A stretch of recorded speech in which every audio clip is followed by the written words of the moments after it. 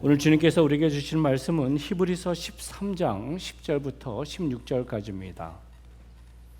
우리 다 같이 한 목소리로 읽습니다. 우리에게 제단이 있는데 장막에서 섬기는 자들은 그 제단에서 먹을 권한이 없나니 이는 죄를 위한 짐승의 피는 대제사장이 가지고 성소에 들어가고 그 육체는 영문 밖에서 불사름이라. 그러므로 예수도 자기 피로써 백성을 거룩하게 하려고 성문 밖에서 고난을 받으셨느니라. 그런즉 우리도 그의 치욕을 짊어지고 영문 밖으로 그에게 나아가자. 우리가 여기에는 영구한 도성이 없으므로 장차 올 것을 찾나니 그러므로 우리는 예수로 말미암아 항상 찬송의 제사를 하나님께 드리자. 이는 그 이름을 증언하는 입술의 열매이니라.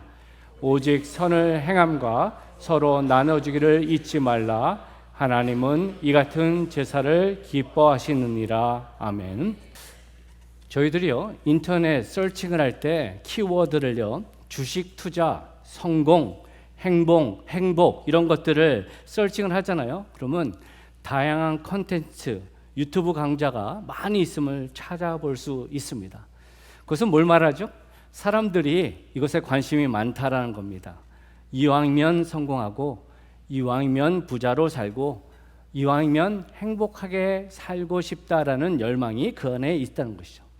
저는 그것이 결코 잘못되지 않았다고 봅니다. 한 번밖에 없는 인생 잘 누리고 잘 사는 거 참 귀합니다. 그런데 이것에 대한 열망에 앞서 이 질문에 대한 정확한 답을 우리가 할 수 있어야 된다 생각합니다.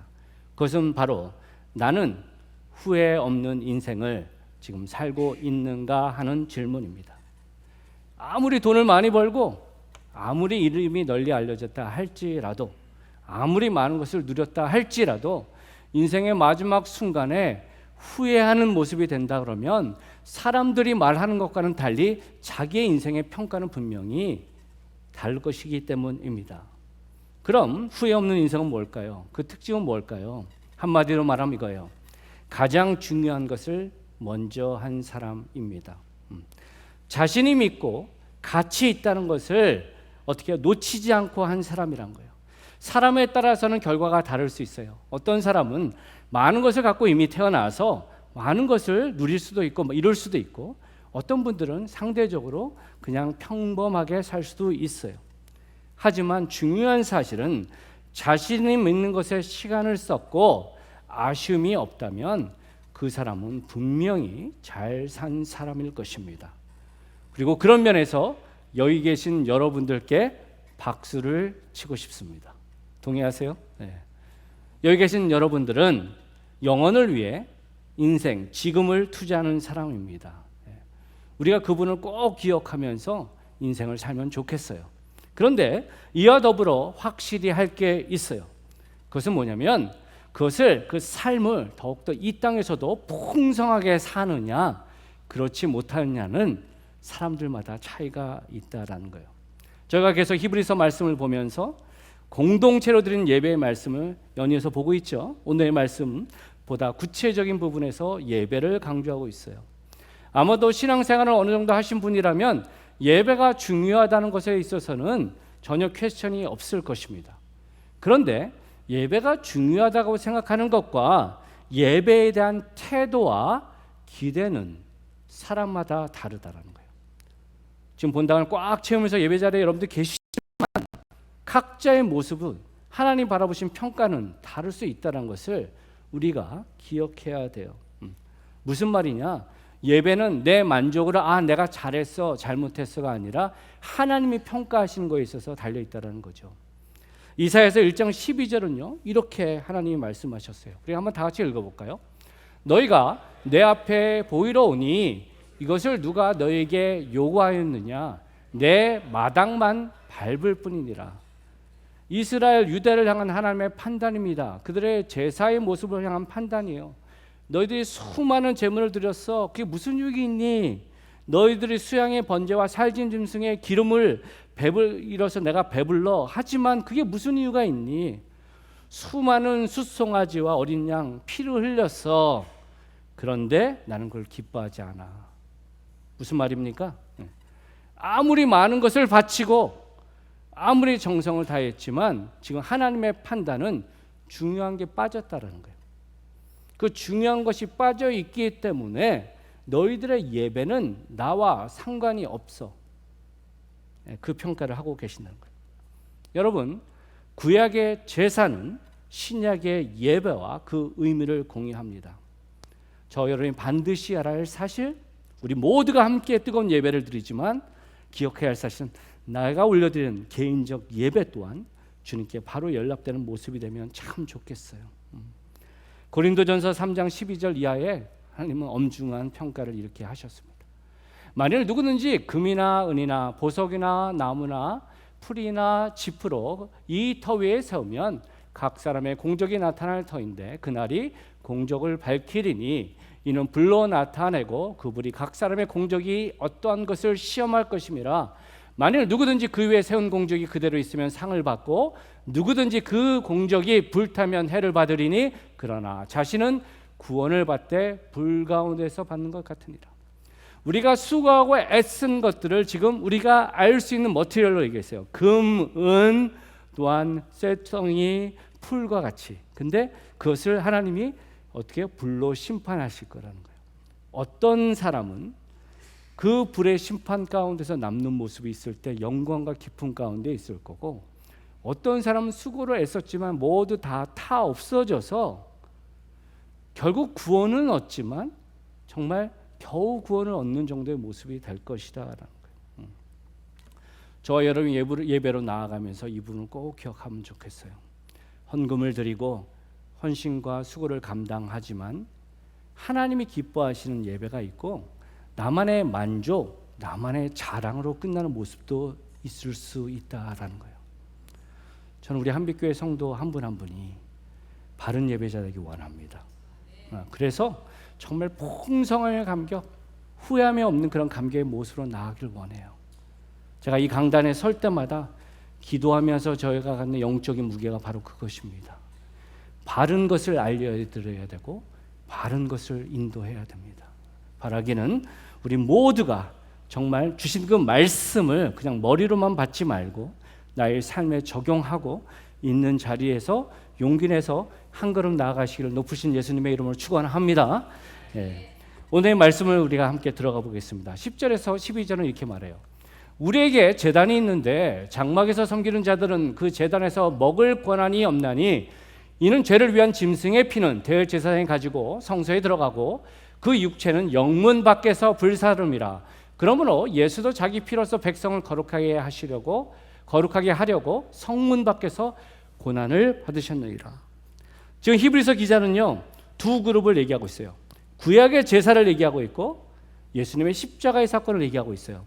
구약의 제사를 얘기하면서 제사를 섬기는 부분 안에서는 좁게는 제사장을 얘기하는 것이고, 조금 더 넓게 본다면 율법 아래 있는 유대계를 신봉하는 자들을 말하는 한 그룹과 예수 그리스도의 십자가와 그 십자가의 은혜를 따르는 성도, 교회를 비교하고 있다는 거예요. 그 그림 안에서 좀 10절은 이렇게 말해요. 성막에서 섬기는 자들은 그 제단에서 먹을 권한이 없다, 권한을 갖지 못하고 있다라고 얘기하면서 이것은 대속죄일, 속건죄의 부분으로 그 부분을 얘기하고 있어요. 레위기 16장 27절 보면 하나님은 이렇게 명령하셨어요. 속죄제 수송아지와 속죄제 염소의 피를 성소로 들여다가 속죄하였은즉 그 가죽과 고기와 똥을 밖으로 내다가 불사를 것이요. 지금 여기서 말하는 것은요, 욤키프로 대속죄를 말합니다. 태양력으로 말하면 9월에서 10월 유대인들이 이렇게 속죄제를 지내는데, 대제사장이 어떤 모습으로 나갔냐면 두 마리의 동물을 잡았어요. 소를 잡고 염소를 잡았다 그러죠. 소를 잡는 이유는 뭐냐면 대제사장과 그의 가족들의 죄를 속량하기 위해서 소를 잡은 거예요. 알게 모르게 지은 죄의 부분을 얘기하는 겁니다. 그리고 나서 염소를 잡아서 이스라엘의 알게 모르게 지은 그 죄를 하나님 앞에 회개함을 통해서 거룩한 백성으로 나가는 모습이라는 거죠. 중요한 사실은 이거예요. 여러 제사가 있는데 속죄제의 제사는 다른 제사와 다른 부분이 있어요. 대부분의 올려드린 제물에 남은 것들은 제사장이 먹을 수 있게 하셨거든요. 근데 속죄제는 뭐라고 말합니까? 영문 밖으로 가지고 나아가서 그 고기와 내장과 똥과 모든 것을 다 태워 없애라 라고 말합니다. 그러면서 지금 히브리서 기자는 예수님의 십자가의 사건과 비교하고 있어요. 12절에 보면 그리스도 예수도 자기 피로써 백성을 거룩하게 하려고 성문 밖에서 고난을 받으셨느니라.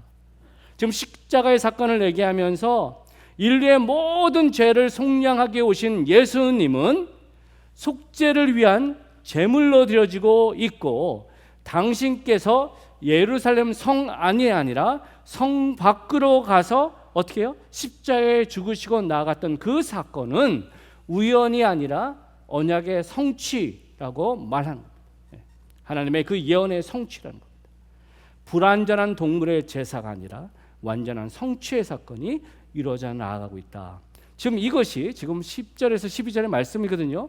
그것을 배경으로 다시 한번 10절로 돌아가 볼게요. 이렇게 말합니다. 우리에게 제단이 있는데 장막에서 섬기는 자들은 그 제단에서 먹을 권한이 없다. 제사장들은, 지금 유대교를 신봉하는 자들은 동물을 의지하여 제사의 모습으로 나아갔고 그들이 할 수 없는 모습들이 있는데 먹을 권한이 없다. 근데 여러분 말씀의 뉘앙스를 보면 우리는 있다잖아요. 그죠? 그들은 없는데 우리는 있다. 신학자 토마스 리아는요 10절을 얘기하면서 가장 많은 심볼리즘이 있다라고 멘션합니다. 그 안에 상징적인 의미를 많이 담고 있는데 한마디로 말하면 이거예요. 예수님께서 오심을 통하여 예수님을 영접한 자는 놀라운 죄의 회개와 자유함을 누린다면, 예수님을 거부하고 구약의 율법 안에 계속 있는 자들은 여전히 율법 아래에서 자신의 삶이 제약이 있고 힘들고 풍성한 감격을 누리지 못한다라는 것을 얘기하고 있다는 거예요. 예수님께서요 십자가에 달리시기 전에 제자들한테 여러 번 언급하셨어요. 요한복음 6장 54절에서 55절입니다. 우리 다 같이 한번 읽어볼까요? 내 살을 먹고 내 피를 마시는 자는 영생을 가졌고 마지막 날에 내가 그를 다시 살리리니 내 살은 참된 양식이요 내 피는 참된 음료로다. 여러분 이 말씀을 문자적으로 이해를 해서요 초대교회 교인들을 오해하는 이야기가 있었는데, 어떤 얘기가 나냐면 그들은 식인종이다, 사람의 인육을 먹는다, 그런 소문이 있었다고 기록이 남아 있어요. 지금 이 말씀은 문자적으로 말한 게 아니죠. 예수 그리스도와 온전한 연합함으로 나아갈 때 이루는 성도의 특권, 그 능력, 그것을 말한 거예요. 너희들은 없는데 우리는 있다. 그것이 누구예요? 무엇이에요? 예수 그리스도라는 겁니다. 지금 히브리서 기자는요 성도의 그 놀라운 특권, 예수와 함께 그와 연합함으로, 무슨 말이에요? Union with Christ를 이루는 삶의 터대를 통해 우리에게는 그냥 죄 씻음뿐만 아니라 놀라운 사명이 있다는 것을 우리가 말하는 거예요. 저 여러분이 이분을 바로 기억해야 돼요. 구약의 말씀을 보면 복음이 완전히 성취되기 전에는요 하나님께서 곳곳에서 이렇게 말씀하셨어요. 두려워 말라, 내가 너와 함께 할 거야. 너는 봐라, 내가 얼마나 놀라운 일들을 이루는지. 그런데 신약의 교회 성도를 통해서 주신 말씀은 이제 하나님이 우리 보라고 너는 가만히 있고 놀라운 일을 봐라가 아니라 뭐라고요? 예수 그리스도를 통해 너희들이 함께 놀라운 사명을 감당할 수 있어. 그냥 나 혼자 거룩한 백성으로 살아가는 것을 넘어서서 하나님의 나라와 하나님의 놀라운 그 뜻을 위해 너희들이 주와 함께 주를 함께 먹고 마심을 통해 주와 성만찬을 이름을 통해 그 일들을 이룰 수 있어. 이것이 우리가 성경 전체에서 바로 깨달아야 할 부분이란 거예요. 저는 우리 한빛교회 성도 한 분이 그분을 바로 알기를 원합니다. 그렇게 될 때 우리의 예배가 더 풍성한 모습으로 주님이 흠양하시는 예배로 쓰임받을 수 있기 때문이에요. 오늘 본문 13절 이하에는 주님이 기뻐하시는 기뻐 받으신 예배의 세 가지 부분을 우리에게 도전하고 있습니다. 우리의 모습을 한번 잘 점검하고 결단하면 좋겠어요. 첫 번째 이것입니다. 함께 읽습니다. 시작. 세상으로 나아가는 예배여야 합니다. 예수를 믿고 우리에게 중요한 것은 나아가야 된다는 것을 꼭 기억하면 좋겠어요. 13절을 보면 이렇게 말씀하세요. 그런즉 우리도 그의 치욕을 짊어지고 영문 밖으로 그에게 나아가자. 예수 그리스도의 놀라운 그 부르심 십자가의 은혜를 경험했다면 우리는 나아가야 할 사명이 있음을 말해요. 여러분, 이스라엘 백성에게 예루살렘은 거룩한 성이잖아요, 그죠? 하나님이 통치하는 거룩한 성이에요. 그런데 이스라엘 역사를 보면 어떻게 하죠? 하나님이신 모든 만물의 창조주 되신 예수 그리스도를 그들은 어떻게 해요? 거부합니다. 부정합니다. 그리고 예수님 어떻게 되죠? 성 밖으로 쫓겨나서 골고다 해골 골짜기로 나가셨다는 거예요. 거기는 어떤 부분입니까? 저주가 있습니다. 고통이 있습니다. 죽음이 득실거린 것입니다. 그런데 그곳에서 주님은 십자가를 세우셨다는 겁니다. 우리가 여기서 반드시 알아야 할 사실은 이거예요. 이스라엘 백성에게 영문 밖으로 나아가라 라고 그러면 그들은 확실한 그 경계가 어딘지 그들은 알고 있었다는 겁니다. 저와 여러분이 이 부분을 바로 깨어 있어야 돼요.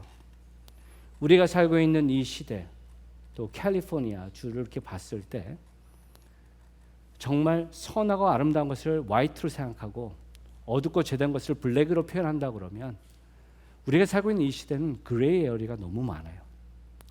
회색 지대가 사방에 깔려 있어요. 그죠? 그리고 우리가 주님을 예배한다 그러면서도요, 우리의 모습이 한쪽 발은 이쪽에, 한쪽 발은 이쪽에 있으면서 살기가 너무 쉽다라는 거예요. 당대 히브리서의 말씀을 받은 성도들은요, 영문 밖으로 나가라 얘기했을 때 그들이 돌아가고 싶은 동족이 있는 유대교 율법의 부분에서 나오는 것으로 이해했을 겁니다. 그리고 오늘을 사는 우리에게 있어서 영문 밖으로 나아가라는 뜻은 내가 익숙한 교회, 내가 익숙한 우리 가정, 거기만 머물지 말고 나가라는 것으로 이해한다는 거예요. 여러분, 함께 예배하고 기도하면 은혜가 있어요. 그런데 그것만을 바라보는 신학이 될 때 탈이 나요. 우리는요, 살아계신 예수님을 경험해야 돼요. 그래야지 그 신앙이 더욱더 힘있게 설 수 있어요. 그런데 살아계신 예수님을 삶의 현장에서 경험하는 것은 종교 시스템에서 이루어지는 게 아니라는 거예요. 어둡고 힘없고 소망 없는 그 자리, 그곳에 주님은 십자가를 세우셨고 그곳에 직접적으로 당신이 역사하시기 때문이에요. 그렇기 때문에 우리가 매 순간 말씀을 바라볼 때 예수 믿어서 또한 성도와 함께 교제하니까 감사한데 내가 만약에 내 편안한 부분에만 익숙한 부분에 있다면 그 부분이 바른가 퀘스천 마크를 던질 수 있어야 돼요. 바른 예배자, 바른 영광의 모습으로 나아가기 위해서 성경은 분명히 우리에게 도전합니다. 그것은 뭐냐면 고난의 길이라는 거예요. 로마서 8장 17절입니다. 우리 한 목소리로 읽으면 좋겠습니다. 자녀이면 또한 상속자, 곧 하나님의 상속자요 그리스도와 함께한 상속자니 우리가 그와 함께 영광을 받기 위하여 고난도 함께 받아야 할 것이니라. 아멘. 우리가 온전한 영광을 바로 이뤄나가기 위해서 고난은 옵션이 아니란 거예요. 맨데토리라는 거예요. 그것을 너무 당황하고 놀라지 말라는 거예요. 초대교회 성도들은 그 고난을 묵묵히 감당했어요. 고난이 즐거워서? 아니요. 그들도 싫었을 거예요. 그런데 그들이 고난을 묵묵히 감당할 수 있는 것은 더 큰 하나님의 성읍. 14절에 보면 영구한 도성이 없으므로 라고 얘기했잖아요. 뭐예요? 이 땅의 예루살렘, 이 땅의 그 거룩한 땅이라는 것도 결국 하나님의 영광을 드러낼 수 있는 부분이 아님을 깨달았기 때문에 그들은 새 예루살렘, 하나님이 통치하신 그것을 바라보며 신앙의 인내를 감당했다는 거예요. 히브리서 11장 15절에서 16절은 이렇게 말합니다. 그들이 나온 바 본향을 생각하였더라면 돌아갈 길이 있으려니와 그들이 이제는 더 나은 본향을 사모하니 곧 하늘에 있는 것이라. 이러므로 하나님이 그들의 하나님이라 일컬음을 받으심을 부끄러워하지 아니하시고 그들을 위하여 한 성을 예비하셨습니다. 여러분, 이것이 이 땅을 살아가면서 성도가 꼭 기억해야 할 부분이라는 거예요. 믿음을 아무리 잘 지켰다 할지라도 우리도 연약하기 때문에, 세상이 죄로 가득하기 때문에 고난의 부분은 어쩔 수 없다는 거예요. 근데 그 상황에 움츠릴 것이 아니라 더 담대하게 용기를 내어 나아가는 것, 그것이 주님이 바라시는 거라는 거예요. 여러분, 마태복음 14장에 보면 풍랑에 무리를 걸어오시는 예수님을 제자들이 보잖아요. 그죠? 그때 베드로가 어떻게 합니까? 예수님, 저도 하게 해주세요. 그랬더니 예수님이 뭐라 그러시죠? 오라. 그랬더니 베드로가 용기를 내서 물에 발을 담그고 걸어가죠. 근데 그의 연약함 때문에 어떻죠? 두려움이 사라지고 의심이 생기니까 순간 물에 잠기면서 허우적대다가 죽었더라.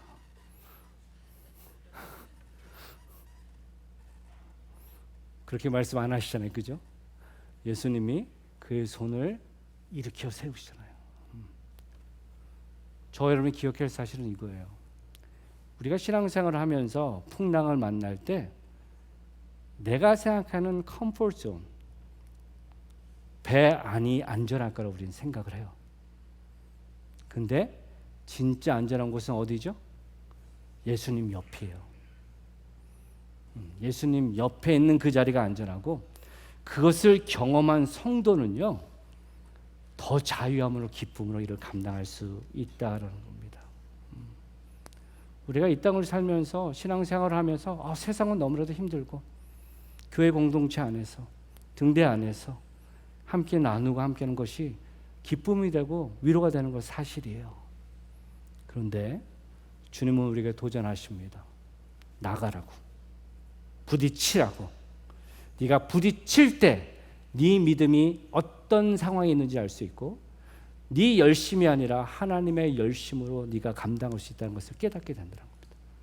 그럼 그게 주님이 바라시는, 기뻐하시는 예배라는 것을 기억하시고 용기 내서 한 걸음 더 나아갈 수 있는 우리 모두 되기를 축원합니다.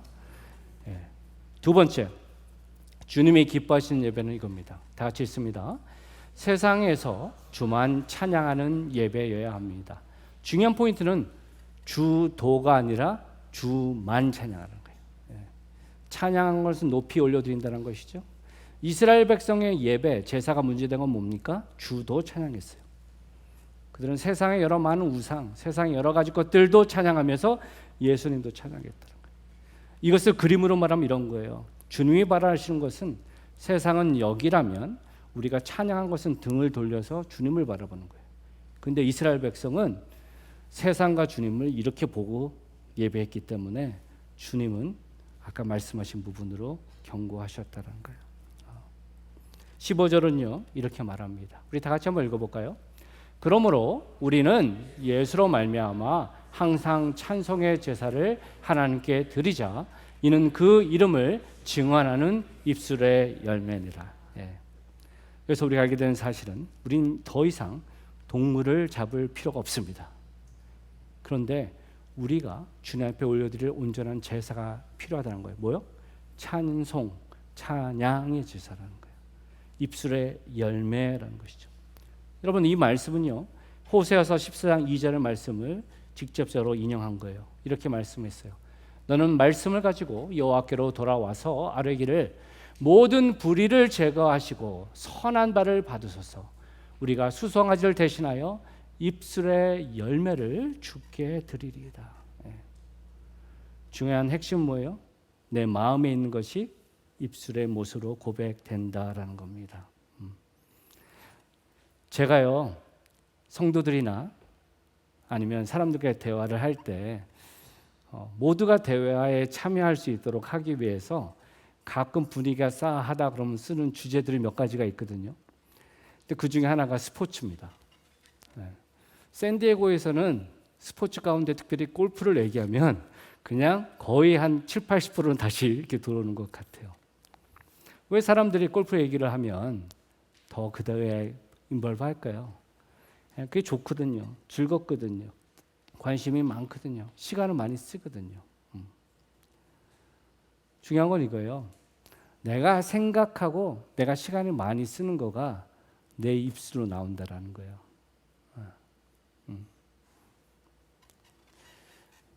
하반기를 지나가면서 트레이닝 포 트레이너스, 우리 T40를 또 준비하고 있습니다.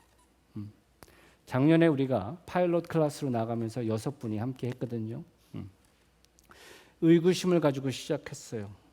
저 개인적으로도 선교지에서는 놀라운 열매들이 있었지만 과연 이 미국 땅에서 가능할까 하는 의구심이 있었어요. 함께한 성도님들 가운데서도 과연 그게 될까요? 또 한 가지 부분은 이렇게 나아가면 그동안 쌓아놨던 관계가 더 소원해지고 어색하지 않을까요? 하는 불안감이 있었어요.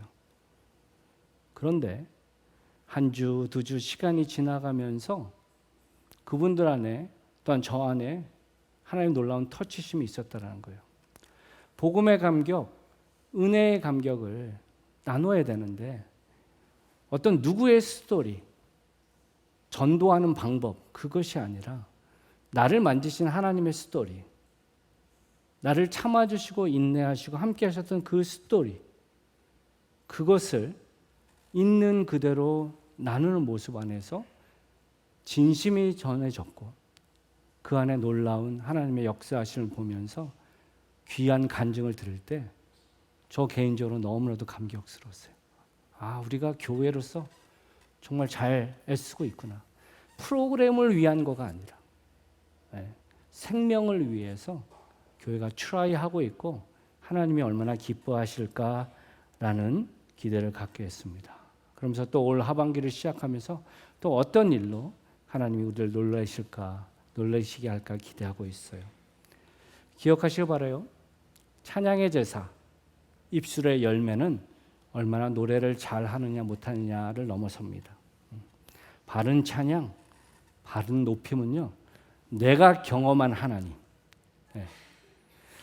예수님의 관해서가 아니라 나와 함께 하시는 예수님, 오늘의 삶의 순간순간에 나를 위하시는 성령님, 그 부분을 우리가 바로 이루며 나아갈 때 교회 다니는 사람이 아니라 예배 보는 사람이 아니라 하나님 앞에 나가는 살아있는 예배를 우리가 드릴 수 있을 것이라고 확신합니다. 여러분 기억하시길 바라요. 사랑하고 관심이 있으면 자꾸 표현하게 돼 있어요. 그죠? 그리고 자꾸 표현하면 표현할수록 관심은 더욱더 뜨거워져요. 우리가 스포츠를 얘기하고 여러 가지 다양한 것들 얘기하는 거 참 좋아요. 그런데 저는 우리 한빛교회가 그것을 넘어서서 나를 만드신 하나님, 나를 살리신 하나님, 나의 생명 되신 하나님, 그래서 지금도 나를 걸어가게 하신 그 하나님의 스토리를 여러분들이 함께 만들어가고 그것을 고백하며 나아가는 그러한 모습, 삶의 자리에서도 주님을 찬양하며 나아가는 입술의 열매를 바로 이루어 나아가시기를 높으신 예수님의 이름으로 축원합니다. 마지막입니다. 주님이 기뻐하신 예배는 이것입니다. 함께 읽습니다. 세상 속에서 삶을 나누는 예배입니다. 삶을 살아내고 나누는 예배를 주님이 기뻐하세요. 16절은 이렇게 말합니다. 오직 선을 행함과 서로 나눠주기를 잊지 말라. 하나님은 이 같은 제사를 기뻐하시느니라. 여기서 선을 행하다라는 유포이아라는 이 단어는요, 이웃을 돌보다 온정의 행위를 하다라는 부분으로 이 본절에만 특별하게 사용하고 있어요. 그리고 서로 나눠주다라는 단어는 우리가 잘 아는 코이노니아라는 부분입니다. 우린 코이노니아 하면 교제 얘기하잖아요. 그런데 이 코이노니아 안에는 헌금, 구제의 의미도 갖고 있어요. 그래서 이 히브리서의 말씀을 받는 성도들은요, 그들이 갖고 있는 이미지가 첫 번째 이미지가 뭐였을까요? 고통당하는 믿음의 성도들, 교회를 위해 돈을 모으고 도와주자. 우리가 신약 성경을 보면 그런 스토리를 어렵지 않게 찾게 됩니다. 로마서 15장 26절에 보면 이렇게 말해요. 이는 마게도냐와 아가야 사람들이 예루살렘 성도 중 가난한 자들을 위하여 기쁘게 얼마를 연보하였습니다. 예루살렘 교회는 복음의 시작지였죠. 그런데 예루살렘 땅에 기근이 있었고 고통당하는 성도의 소식을 들었을 때 흩어져 있는 성도들이 돈을 모아서 그들을 도와줬던 스토리입니다. 여러 다양한 말씀이 고린도후서 9장 13절에도 나오고 빌립보서 4장 15절. 성도들은 이렇게 생각했어요. 주님께서 나에게 주신 물질을 나만을 위해서가 아니라 믿음의 형제자매를 위해서 사용하는 것은 너무나도 당연하다고 생각했다는 거죠. 요즘의 컨텍스트를 보면 우리가 선교지를 돕는 것이 아마도 그와 연관이 있을 겁니다. 우리가 2주 전에 멕시코 엔세나다에 가서 그죠? 극빈한 아이들에게 복음을 나누고 VBS를 하고 의료 선교를 한 것. 또 7월 말 8월 초에 우리가 온두라스를 가잖아요.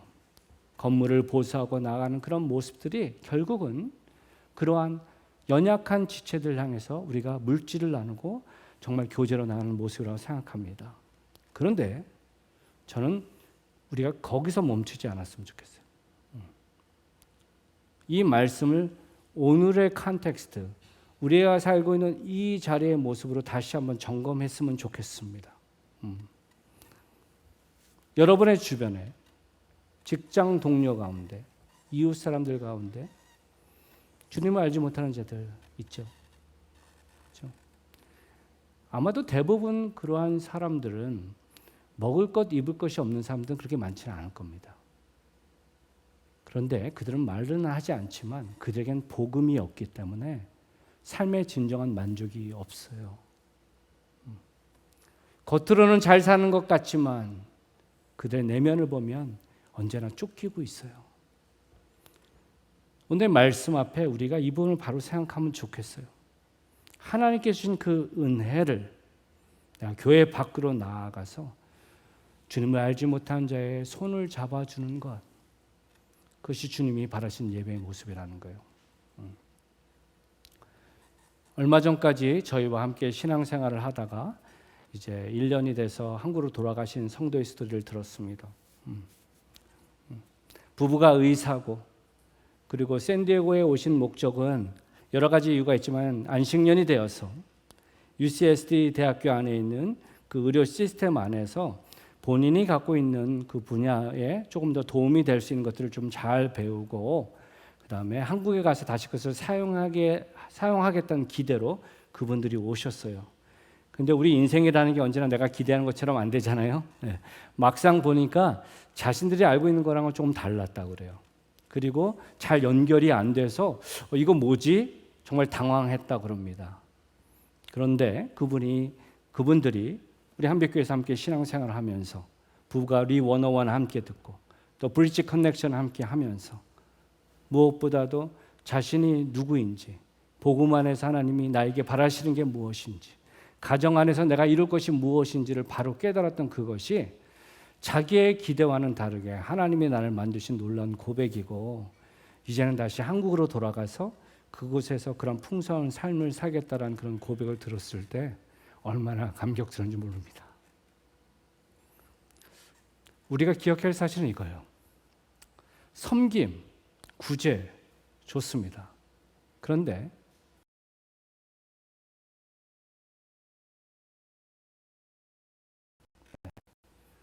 잘할 때 드러내고 싶고요.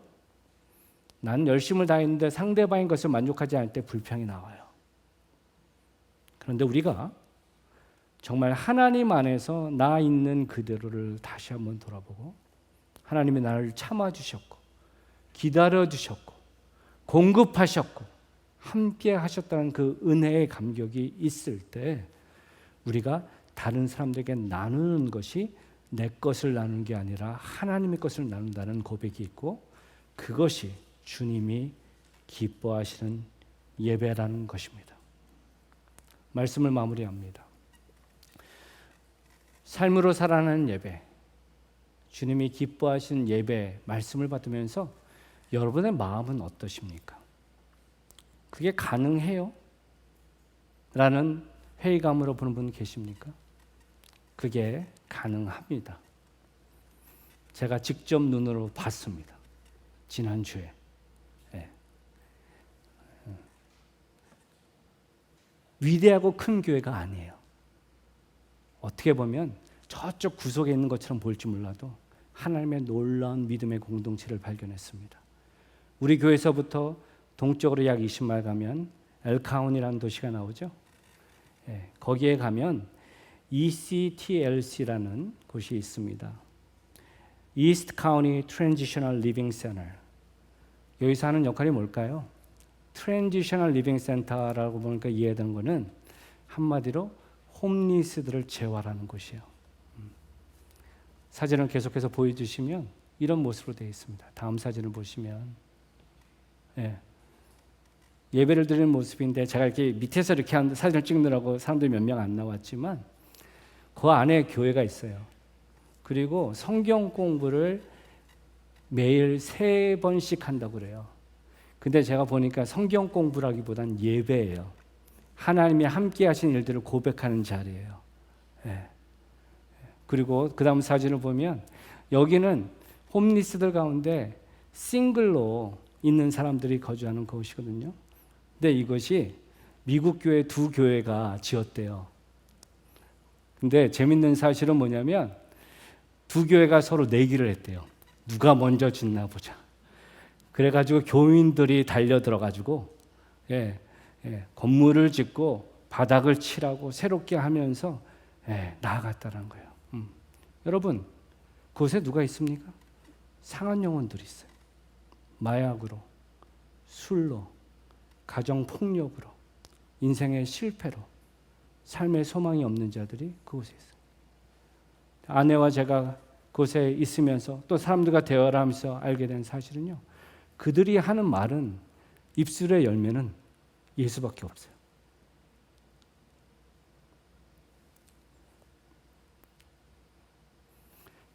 저희에게 그 안에 퍼실리티를 소개한 이반이라는 친구는 그 친구도 20년 전에 이곳을 지나간 사람이에요. 근데 자신의 상한 부분이 치유가 되면서 제자가 제자를 낳고 교회가 교회를 낳는 그 모습을 이루고 있다라는 겁니다. 여러분, 지구상에 현재 2,700만 개의 교회가 있다고 통계는 말합니다.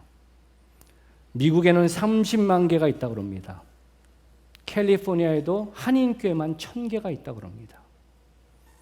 그런데 그 많은 교회들 가운데 하나님이 정말 기뻐하시고 그렇지 하는 교회는 몇 개가 있을까요?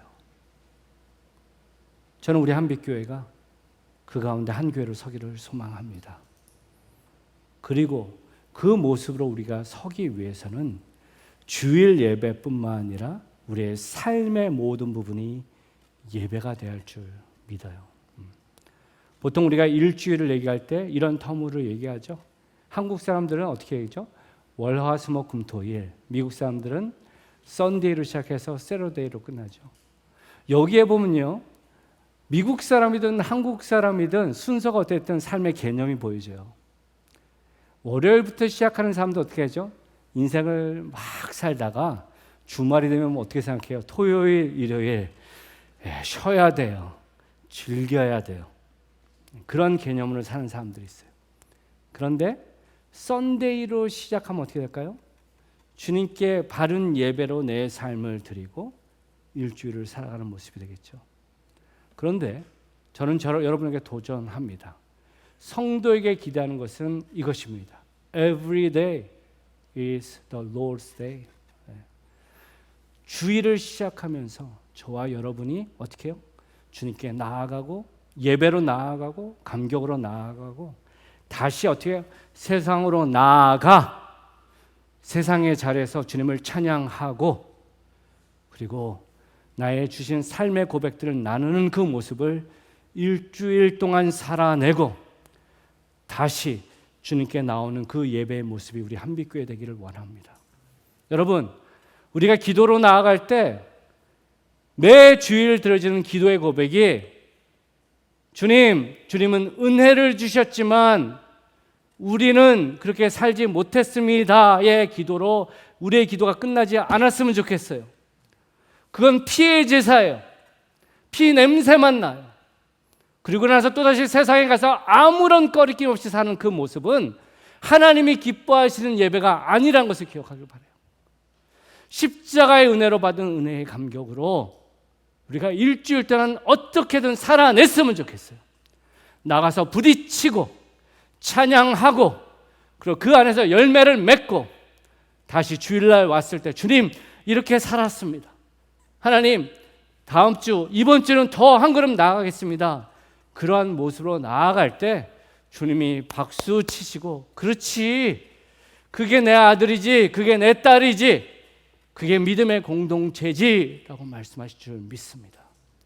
바라기는 저와 여러분 그 말씀을 마음에 받으시고 삶으로 결단하며 살아내시는 주님의 귀한 백성 되시기를 높으신 예수님의 이름으로 축원드립니다.